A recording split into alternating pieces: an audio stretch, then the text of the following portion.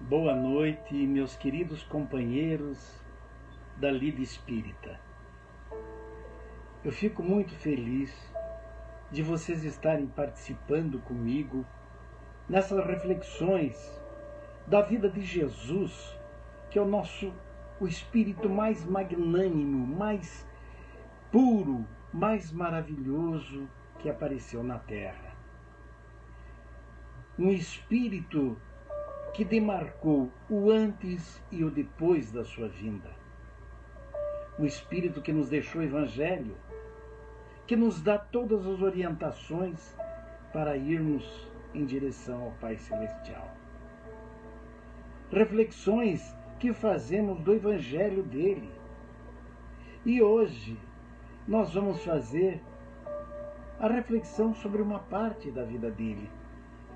Momento em que ele dá a parábola do filho pródigo, que é uma história emocionante sobre o amor do Pai.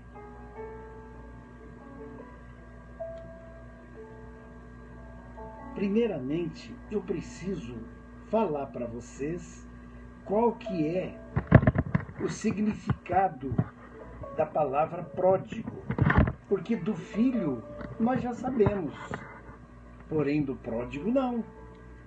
E o pródigo é uma palavra latina que significa pródigos e que significa, no sentido próprio da palavra, desperdiçador. Então, ela transmite esse sentido de extravagância descuidada. E na nossa língua, como o português também tem várias conotações e vários significados, ela pode ser tanto como esbanjador e gastador, como generoso, como abundante ao distribuir, como magnânimo. Então, para vocês verem que tem dois significados na língua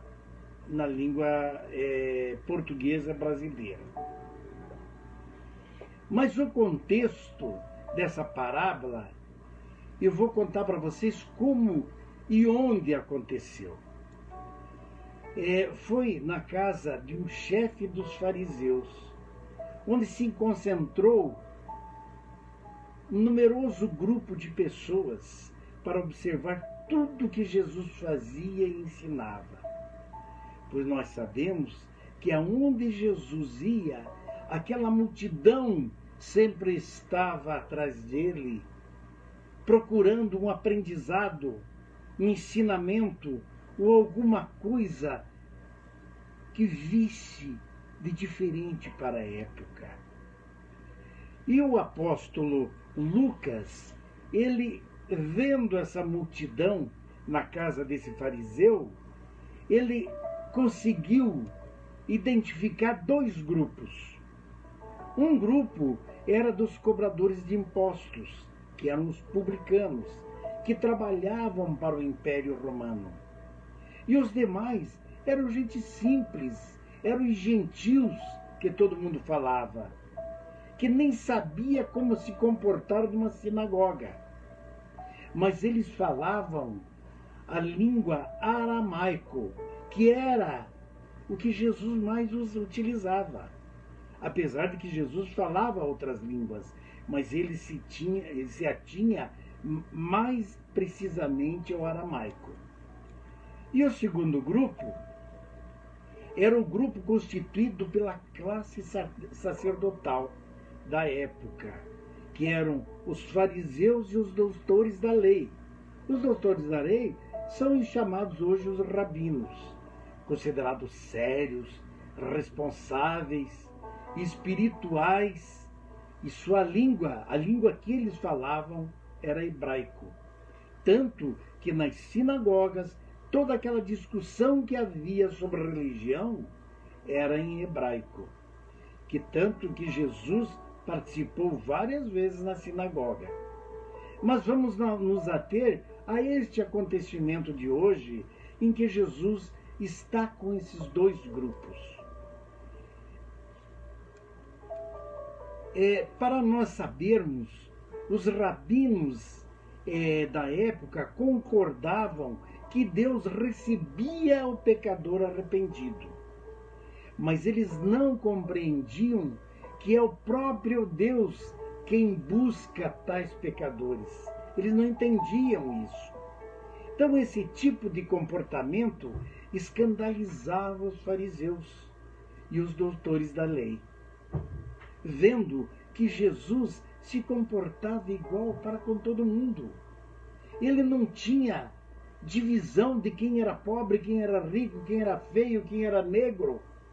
Ele se comportava igual para com todos.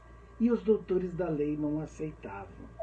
Então eles ficavam indignados e frequentemente questionavam Jesus acerca disso. Então esse certamente é um ensinamento principal da parábola do filho pródigo.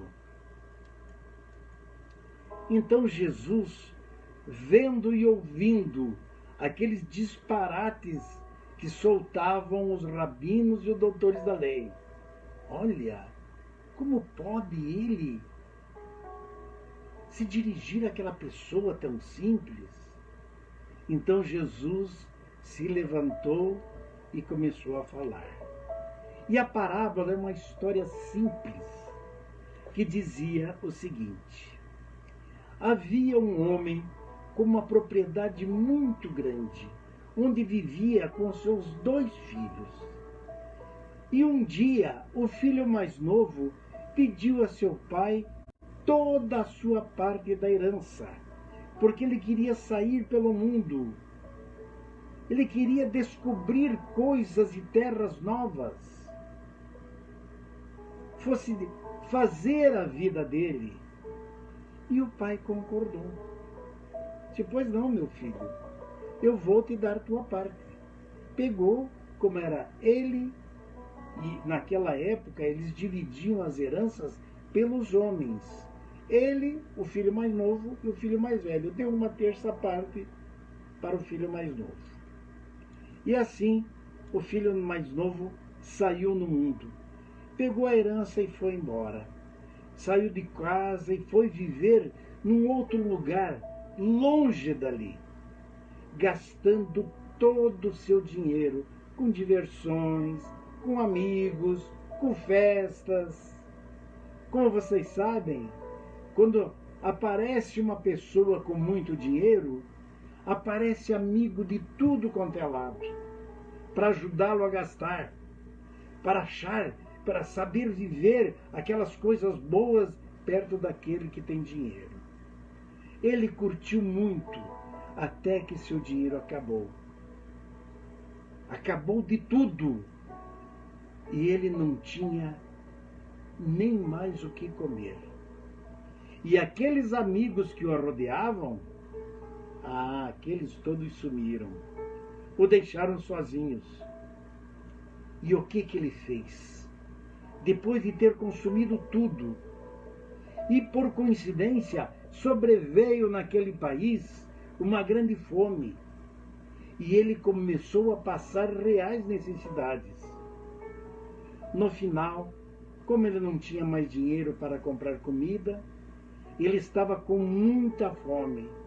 Então pediu ajuda a um homem que o contratou para dar comida aos porcos, onde ninguém dava nada para ele comer. Ele estava com tanta fome que tinha vontade de comer a comida que os porcos comiam. Ele sabia que os servos do seu pai comiam coisas muito melhores que ele.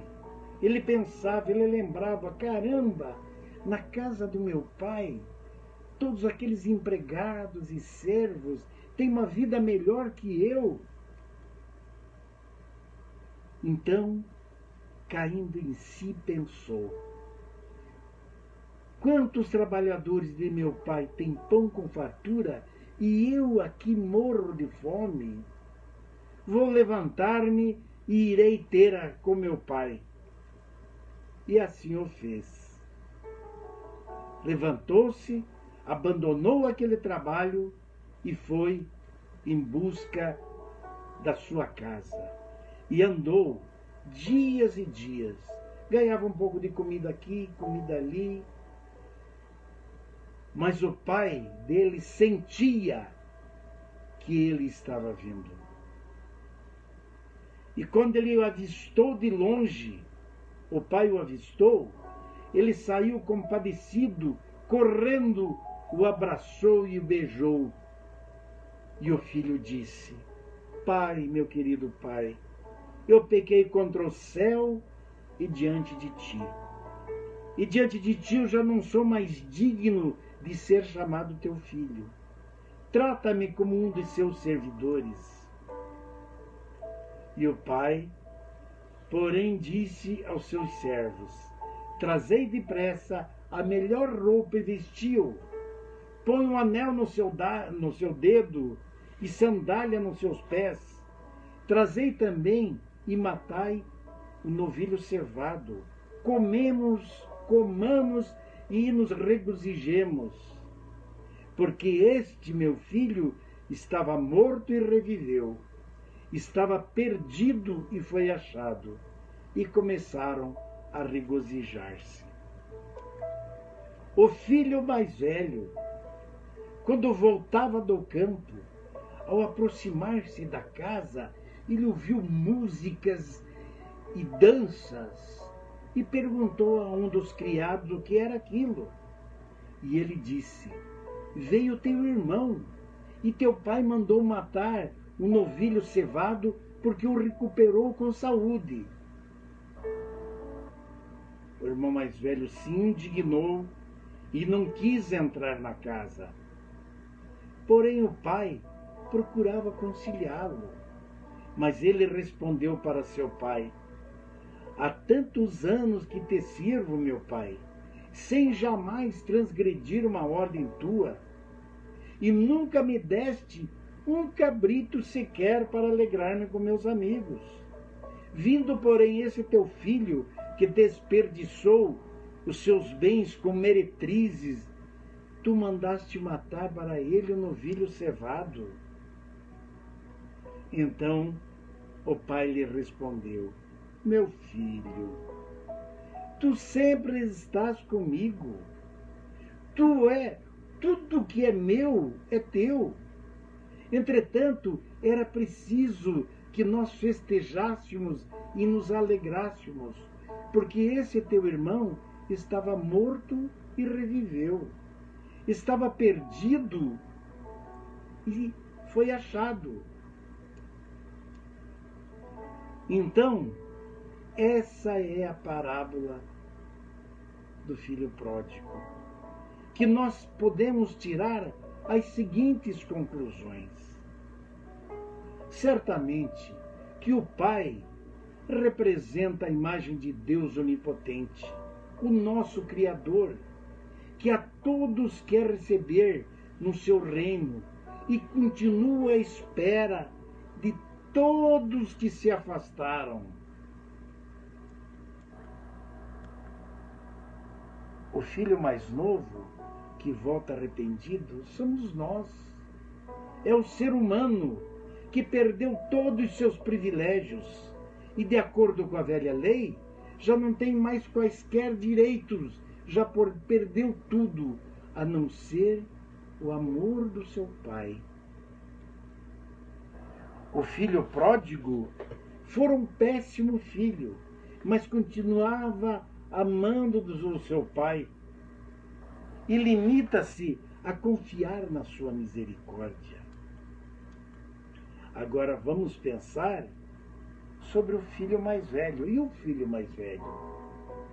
Então temos que tentar esquecer todos os pormenores que costumam acrescentar para agravar a falta de amor, o egoísmo, a hipocrisia, a inveja e a raiva do filho mais velho, que não aceitou o regresso do seu irmão. E com isso, nós podemos comparar com o representante do gentio que aceita no reino de Deus, para escândalo do fariseu. O fariseu que sempre foi cumpridor, mas sem amor, e quer monopolizar o amor de Deus, encerrando as portas do seu reino. Então, com isso quer dizer que aquela pessoa, aquele representante gentil, que aquele homem simples, que é aceito no reino de Deus, quando o fariseu vê isso acontecer, ele se escandaliza. Por isso que eles perguntavam tanto para Jesus. Essa história, meus queridos amigos, não é primariamente o anúncio de uma boa nova aos pecadores. Ela não é. Mas sim a justificar a atitude de Jesus perante aqueles que o criticavam, pelo fato de não fazer discriminação de pessoas e de conviver com pessoas de má fama e simples. Vejamos o que Jesus fez por nós. Ele plantou as sementes do amor e colheu os mais belos frutos da autoestima. Como dizia Augusto Cury, os que o seguiam e eram treinados por ele nunca mais foram os mesmos, que são os apóstolos, que nós sabemos o que além da vida que eles fizeram. Eles deram suas vidas e distribuíram aquele evangelho junto com aquele amor que o Mestre Jesus tanto os ensinou. Os miseráveis se sentiam ricos e os ricos se sentiam reis com as palavras de Jesus. Os pequenos se sentiam grandes e os grandes se sentiam eternos. Homens que não se conheciam passaram a se amar mutuamente. E o amor e a autoestima fizeram a poesia do sentido da vida. Portanto, meus amigos, vamos sempre nos lembrar desse Espírito maravilhoso que veio iluminar a nossa terra, que veio nos trazer este Evangelho simples, fácil de ler, mas dificílimo de fazer. Por quê? Porque nós ainda somos imperfeitos.